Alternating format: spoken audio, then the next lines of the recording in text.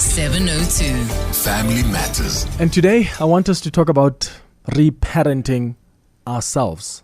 That process where you heal your inner child wounds and you nurture the parts of yourself that were neglected and abandoned in childhood. Remember the inner child, and we all have an inner child. The inner child carries the memories, the beliefs, the emotions, the pain that you had as you were growing up, even the hopes and dreams. But when you reparent yourself, you learn to provide for yourself emotionally, mentally, and physically as a caring parent would for their child.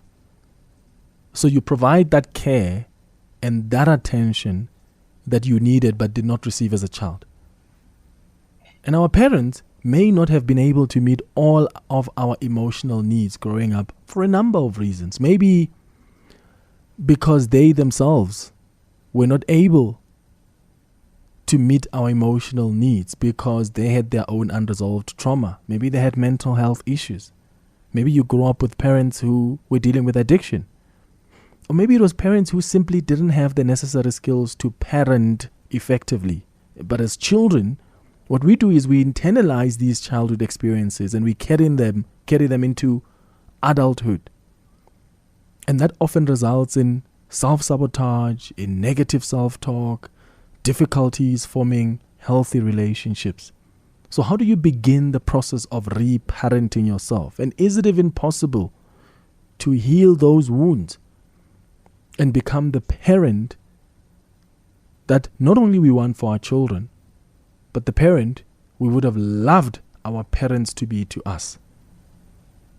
If you have started this process, if you know what it's about, or maybe you don't know what it's about, and it's something you want to do because you know there's a lot of unresolved trauma with your inner child, and you've got questions about how to start, you're welcome to join this conversation. Give me a call on 011-883-0702 or send me a WhatsApp voice note on 072-702-1702. Suzanne Gregor-Harlen is a family and parenting coach who's going to guide us through this discussion. Suzanne, thank you for making time. Good morning.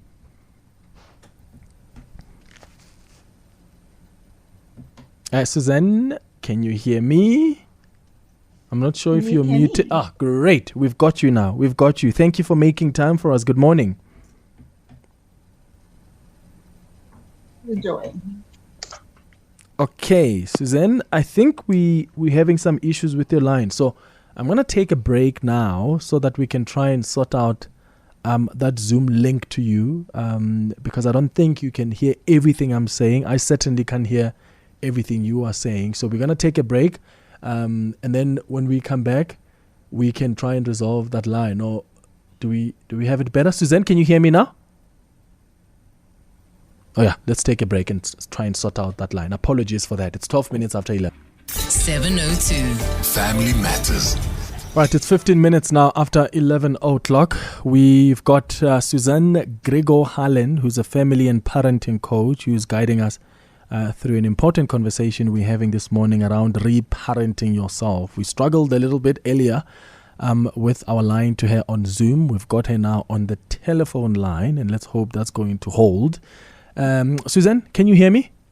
I can. Hi there, Clement. Wonderful. Thank you. Thank you for making time for us. Let's start with your own definition and understanding of reparenting and what it is and how it helps you as someone who's trying to deal and talk to that inner child. So, Clement, as you described it, to me, that's exactly what it is. We all have this little child in us, and it's often on a subconscious level that hasn't healed. And obviously, sometimes we have wounds that were, inflicted by others, invariably as parents. And some of those wounds are intentional, some of them were unintentional, and some of them were just our perception of a situation. And remember, everybody views the world through their sunglasses. And it's healing those wounds so that you can become a whole, better person. And invariably, parent better if you are a parent. But even if you're not a parent, as you said, just healing those wounds helps you to form better relationships, helps you to function better in the world. So all in all, we need to heal those inner children so that we can be fully functioning whole adults. So practically speaking, how do you go about that healing process? So if someone grew up with caregivers or parents who were not showing them affection, or maybe parents or one of the parents who abandoned them, and then they grow up and then as adults they've got fear of abandonment. So in how they attach, whether in friendships or in relationships, it's done with that context of I'm scared to lose you.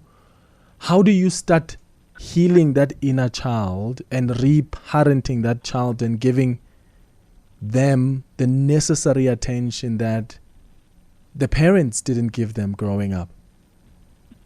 Well, the first thing, Kim, is, as you said, you have to acknowledge and be conscious of what your triggers are. So you brought up abandonment. So a lot of people go through life sort of not really being conscious of a feeling hits and they just react to it. And they don't think anything further. But then the next time a similar situation happens, that feeling is triggered. I call it hot-wired. You're hot-wired for that feeling. And they don't see the pattern. Oh, but hang on. Every time this happens, this is how I react. So the first thing is to acknowledge what feelings hot-wire you. And then to think, okay, well, name it. When you were growing up, we often taught to name the good feelings. But there's so many sort of what I call negative feelings that are there to help you learn and to give you understanding. So we don't actually know all of those. So to work through, well, do I feel jealous? Okay, now I'm not feeling jealous. I'm feeling angry. Okay, but why am I feeling angry? What has happened here that has made me feel anger? I'm feeling left out. Okay, but I'm not really being left out. I can't attend the function. But why am I sitting with this feeling?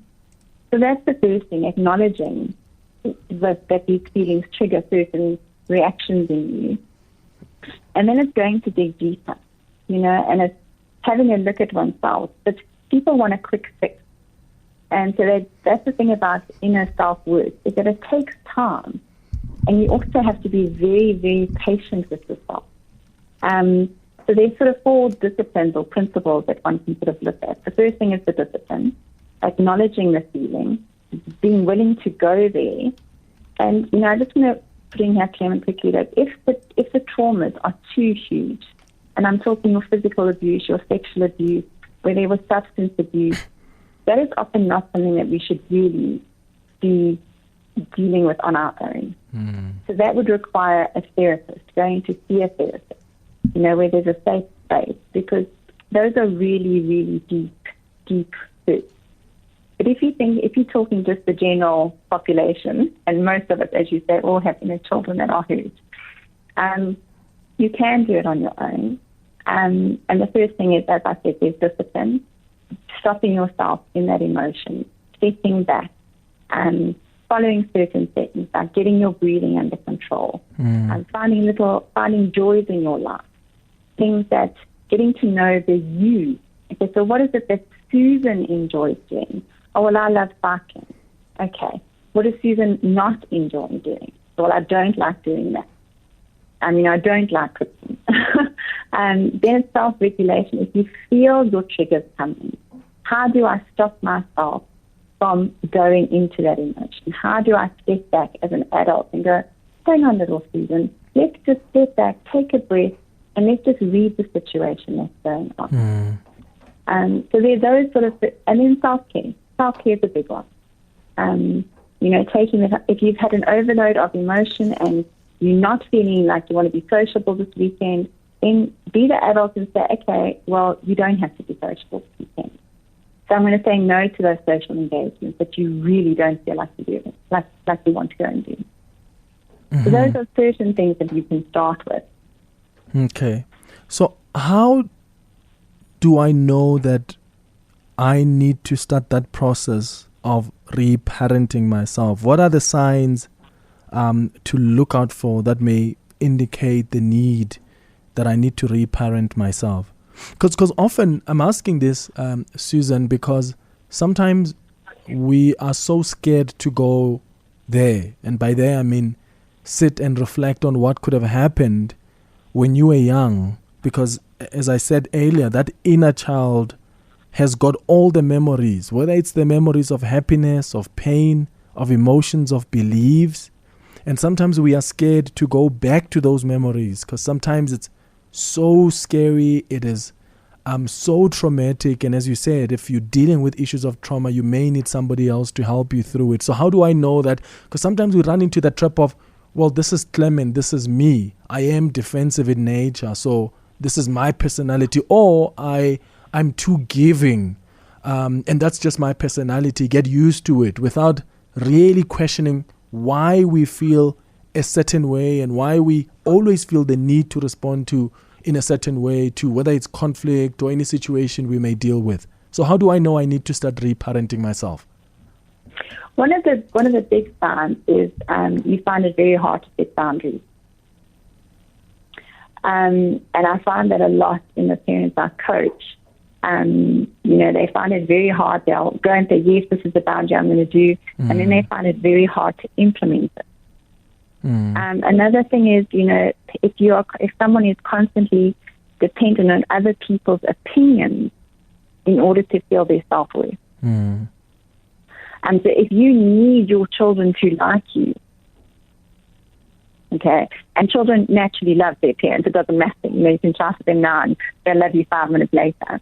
But if you have this incredible need to always make sure that your children like you, because if they don't like you, you don't feel good enough, then that's a sign. That can be a sign. If your self-care routine, if you put others' self-care above your own, a child is very self-centered for a few years, and if you are too scared to do that, if your self-care is not important as others, then you have to look at why. Another thing is that if you feel like you have no control over your life, like you have no say over your life, that everything happens to you and not because of you, that's another sign that there's maybe some issues you need to go and work on. Another thing is that if you feel like you have no opinion or your decisions that you make aren't important, or you find it hard to make decisions. So if you have a partner and they say, well, where do you feel like going for dinner tonight? And you go, no, I don't know, you tell me. And you find that you're scared that if you give the answer, it's not going to be the answer they want. It's little signs like that. And then obviously, as I said, there's certain emotional triggers. If you don't get that like on Instagram and you suddenly feel rejection, well, why am I feeling rejection? So those are signs that you can look for. Okay. I've got some calls now, Susan. Let's take some on 011-883-0702. Share your experiences with us as well. Maybe you don't really understand where to even begin. Have you started asking yourself those questions? So when you feel in a particular way, have you started asking yourself, why do I feel this way? Right? Or do you just respond? Because sometimes the answers you find when you're feeling in a particular way may be difficult to acknowledge and difficult to process. But that's just part of the difficult journey of reparenting yourself. Give me a call or send me a WhatsApp voice note. Let's start in Midrand. Kurt, good morning.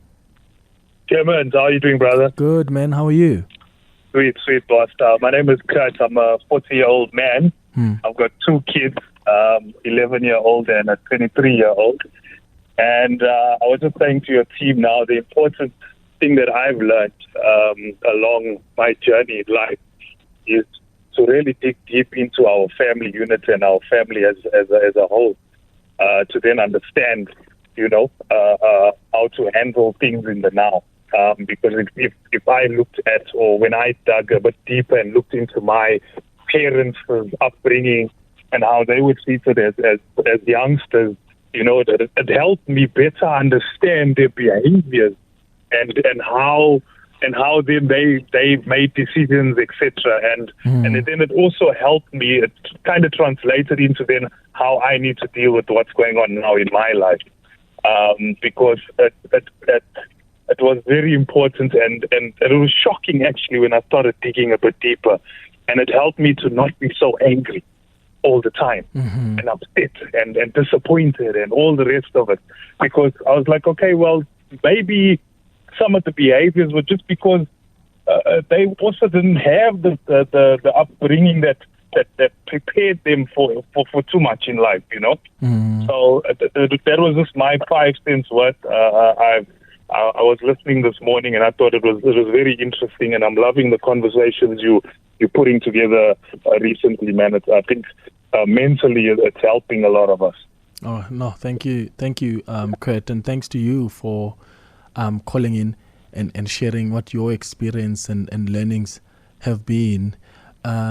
Susan, there's someone also on Twitter who says, Clement, I've tried that process of reparenting yourself, but it's such a difficult process because there are certain things you need to acknowledge about yourself that are difficult to acknowledge, because you cannot be able to start that work until you acknowledge certain things and how you feel a certain way. And I find that's the difficult part. And Susan, how important is it for people to know the road ahead and how difficult it may be? Because you may have to deal with certain traumas, certain, things that happened that pained you when you were a child, that maybe you are not even ready to deal with. What's the importance of just being ready and getting prepared before starting the process? There is a process that you can do to be prepared. And as you say, it can be very painful. But if you acknowledge already that it might be painful, you have to decide how willing are you to go there. It's the same as if you want to go to the gym and you want to lose weight. How willing are you to do that hard slug? But when we're dealing with the inner child, Clement, we must remember that we have to start with forgiveness. And not forgiveness of the adult or the whatever. We go into ourselves and, we say to ourselves, Susan, I'm sorry. I'm sorry that you felt this way. I'm sorry that you were hurt. I'm sorry that you didn't have the child that you had dreamed of. But I need you to know it wasn't your fault. It wasn't your fault.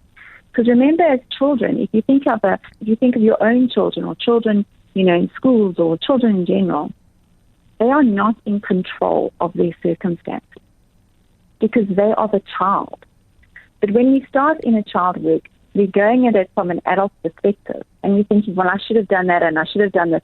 But you were a child. How did you know? How did you know? So I always say we have to start just by forgiving yourself, forgiving and loving yourself. And that's why I say it is a process. And if you feel that you cannot do it on your own, if you think those hurts are going to be too extreme, too hard for you to deal with, then rather seek professional help. And because then those therapists will be equipped with the tools to guide you and help you. And, if you are going to do the inner work on yourself, then tell someone that you love and that you care that this is what I'm going to be doing. So can you be there for me if I need it? Yeah. So you don't have to do it on your own. All right. Definitely start with just saying, I'm sorry. I'm sorry. Acknowledging it. I'm sorry. Yes. Okay, it's 11:30. Clement Maniatella. 702. All right, let's find out what's coming up on 702 Afternoons with Relebohile Mabocha. It's 25 minutes before 12 o'clock. After that, we're going to continue our conversation about reparenting yourself. How are you doing it? Have you tried it? Do you have questions for my guest, Suzanne, about how you can go about it? Let me know on 011-883-0702, or you can send me a WhatsApp line on 072-702-1702. Okay, while I wait for Relebohile to be... Are we not talking to Relebohile? Okay, I'm told we're not speaking to Relebohile at the moment. So let's get back to our conversation now. We're talking about reparenting yourself this morning on our Family Matters feature. That process where you heal your inner child wounds, where you're nurturing parts of yourself that were neglected or abandoned in childhood. What happened to you when you were a child that you're still carrying to this day? We talked about attachment styles about a week or two ago. And part of those attachment styles we form has got something to do with how we were raised. It's got something to do with the inner child, right? Maybe you've got fear of abandonment. Maybe you've become a defensive person. Maybe you are not easy to forgive, right? When someone betrays you, it's the biggest betrayal and you don't forgive so easily. Have you asked yourself questions like, why do I react in a particular way? Suzanne said, maybe you post something on Instagram and you don't get the likes you want and you feel rejection, or you ask someone, let's go for lunch, but they already have an appointment, whether legitimate or not. That makes you feel like they are rejecting you. Do you ask yourself why? Because that may have something to do with how you were raised and the wounds that you felt as a child. And it's important to start the work of reparenting that inner child. Susan, let's look at some of the questions coming through now, even on the WhatsApp line. The importance of being gentle on yourself. Because I imagine sometimes when you are dealing with these things, that can really, really be hard. So how important is it then to just be gentle with yourself? You mentioned earlier that you must tell yourself that, it wasn't your fault. Just please, again, underscore the importance of that, because there's someone asking about it. You're dealing with your subconscious part of you that was your little child. Now, if a child has no control of their parent, if their parent is absent, let's say, your dad or one's dad worked long hours and was never home. As a child, what control would a child have over that? Absolutely nothing. It's completely out of their control. Yet we take that feeling of, I wasn't good enough, Daddy didn't want to be here, he was always at work. And yet as an adult, when we go to work, we can see how consumed one can get by work. So then we look at ourselves and go, but it was your fault, you shouldn't be so upset by that because, look how hard you have to work when you're talking to yourself. But as a child, you have to go, I'm sorry. I'm sorry that you felt Daddy was always at work. But understand it wasn't your fault. It was Daddy's job, or it was Daddy's escape, or it wasn't about you. And that's what I mean by gentle. We have to give ourselves time, first of all, to acknowledge these feelings, to be willing to go into those feelings. Because remember, Clement, you can acknowledge the feeling, and then you can say, okay, I know these feelings are there, but not deal with them for years. Yeah. So everything is being gentle and giving yourself time, just like you would your own child. You would be gentle with them. Yes, exactly. Let's listen to some voice notes. If I can also just add, my relationships do definitely suffer. I've always felt as if, Okay, that's weird. I'm not. Okay, sorry. All right. I didn't hear that. Yes. I'm also hearing it from far, so I think it's part of the problems we've had with some of our WhatsApp voice notes. So let's try play it from Abel's computer. If I can also just add, my relationships do definitely suffer. What?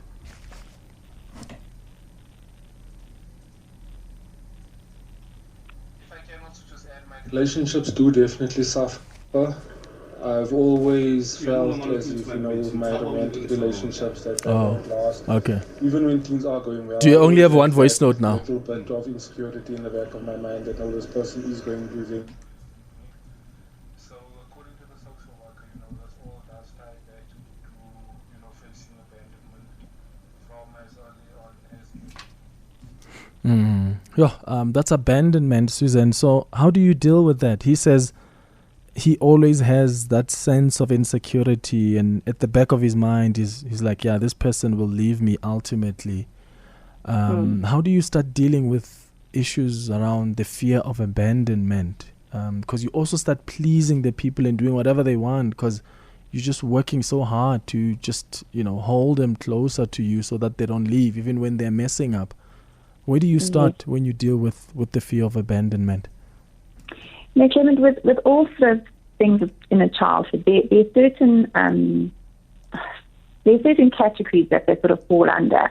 So the one is trust, the broker that there's no trust. The other one is connection, which would fall under abandonment, having a connection with someone.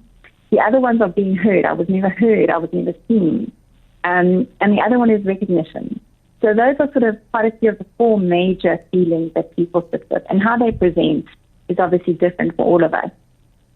But if you have connection abandonment issues, then what you have to do is you have to connect with yourself. You have to promise yourself that you're never going. You have to start inward. So, trust, how do you build trust with yourself? Well, you promise yourself you're going to do something every day, no matter how little it is. And, don't say, I'm going to promise myself I'm going to go to the gym every day. And anytime at 4 o'clock in the morning, it's too cold, and you go, okay, no, I'm not going to. I had a client who said, I'm going to promise myself I only have one rusk with my tea every morning. And in that way, you're building trust, because abandonment is a trust issue. I don't trust that you're going to stay with me. Okay? So you have to build the trust of the person who is going to stay with you. And who is going to stay with you for life, but yourself. So you start building little things of trust that way. And then, as I said, you make a connection by telling someone, this is what I'm doing. So if you have a relationship, you can say, listen, I have abandonment issues, but I'm working on it. Yeah. Another person says, good morning, Clement, and good morning to Suzanne there. To me, I think the best way to try and reparent yourself is to maybe have a relationship with your kids that you never had with any of your parents. Is that a good strategy? Clement, it can be, but it can also backfire. Because sometimes, if you had a parent who wasn't present, sometimes we can become over-present. We can become those helicopter parents. I had a parent a while ago whose daughter was seemingly struggling with friends. Her daughter didn't seem to have friends at school. And she kept on asking her daughter, aren't you worried? And she was getting so worried about her daughter not having friends. And her daughter said, Mom, I'm fine. I'm fine with it. And the mom was pushing. And she came to me and said, Susan, this is what I'm doing. And I said, it's not your daughter's issue. I said, it's your issue. I said, you are the one who is concerned about not having anybody. I said, your daughter's fine with it. She told you she's fine with it. But if the mother had kept on pushing, her issue could have become her daughter's issue. Because then suddenly her daughter might have seen a problem where originally it wasn't a problem for her. Sure, yeah. Another message says, good morning, Clemmy. I must say, I'm 39 today, and I have never celebrated myself. I'm a working professional individual. I've never ever in my life celebrated even my birthdays or milestones, not even a birthday cake. I don't know how to celebrate myself. Could there be an element of trauma from my early days?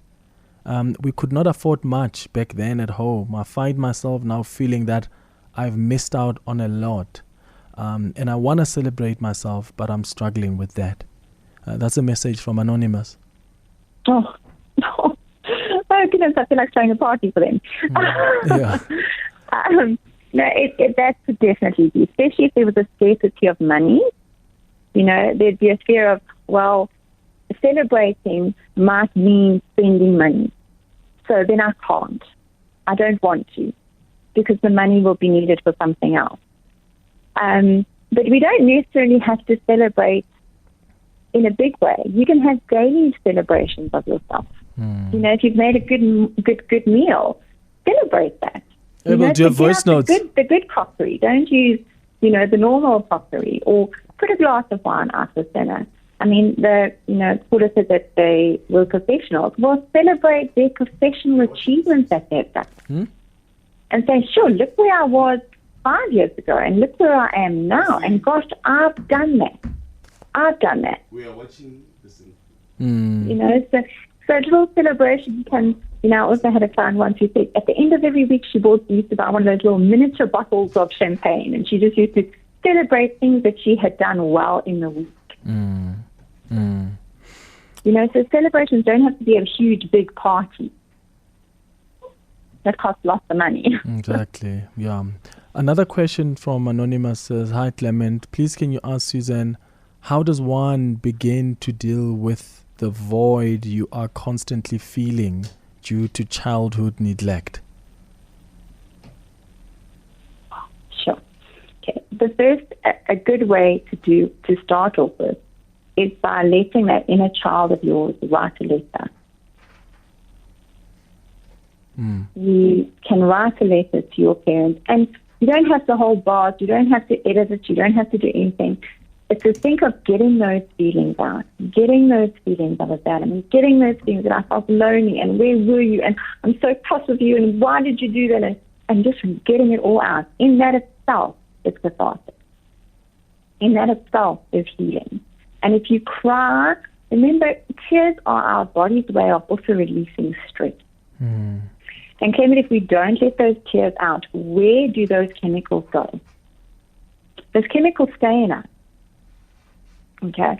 So much like laughing is the energy that is expressed from us when we're happy. Crying is also an energy. It also has to get out of our bodies.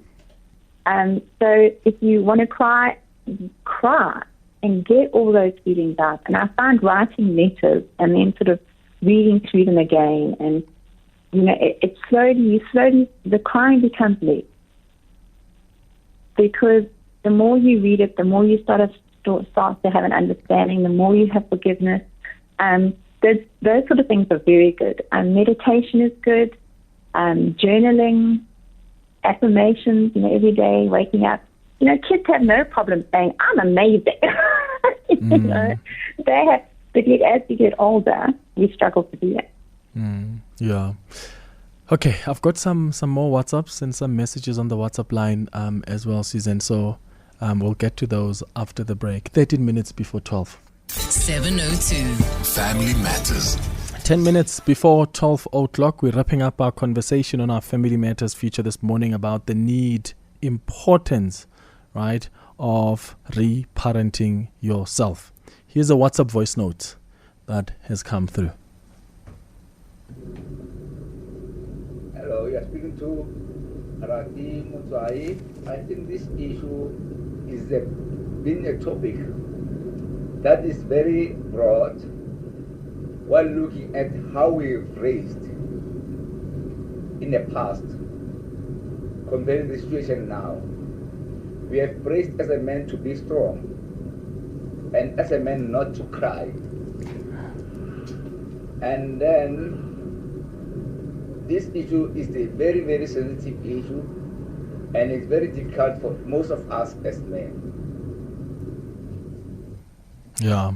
I mean, that's true, right, Suzanne, for a lot of men. So where do they start? So if you've been raised like that, to be this tough nut, don't cry, you've got to be strong, you've got to be the leader. Not that there's anything wrong with that, but the pressure that it puts. And that's why some people, when they are without a job, they're more impacted as men than, they would for women, because for them as men, they were told, then you're a big failure if you don't have this, if you can't do this. So for people who have always been raised to be that tough head, where do they start? How do you reparent that inner child? To know that it's okay to cry, it's okay to be vulnerable. It is a very tough one. And the sad point is that the opposite of that, being tough, is it leads to aggression. If I can't get these feelings out in a constructive way, it builds up, and then we have aggression. And Clement, do you know that naturally boys, when they are younger, are far more emotional and sensitive than little girls? And then it switches around later on when they're teenagers. So we're telling our little boys when they're little not to cry. And I always say that they can, but they just have to be mindful of what they're crying about. That's all. But it is a hard one. And to be honest with you, I always think needs a lot of therapy, because it's not always just about the crying and being strong. There are other things that go with it. As you say, if a man doesn't succeed or if he doesn't have a job, he's a failure. So there are a lot more emotions that are clumped with that. But a catalyst is boys don't cry. Mm-hmm. And I always say to children, we were all given tear ducts. We were all given tear ducts for a reason.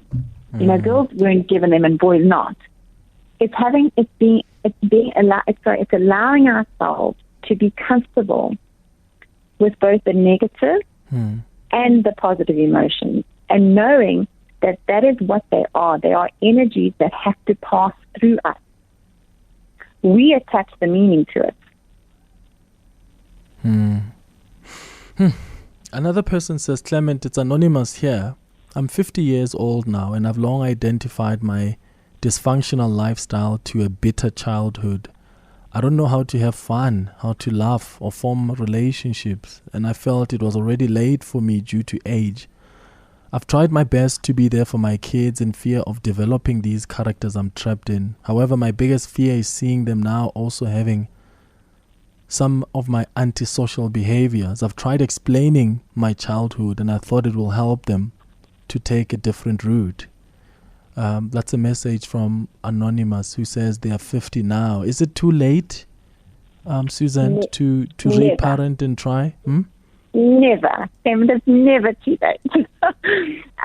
One thing that did strike out in that comment to me was his sense that he or she says they have a lack of joy. And so that's where they can start. As I said, they can go back to seeing, what do I enjoy doing? Forget about everybody else. What do I like doing? What do I get lost in time with? What, if it's sitting watching comedies or, reading good books, what lifts their spirit? And they need to do more of that to find that joyness in themselves. Because joy breeds joy. They'll start to have that serotonin pump through them. And then that gives them the energy to do more things, to try more things. One thing we do need to be careful of when we are raising children is to not inadvertently give them our traits. So, if you have a child who has a quick temper, don't say, oh, you have a temper like your grandfather. Because then what that is saying is you don't have to be responsible for your temper because it's not yours.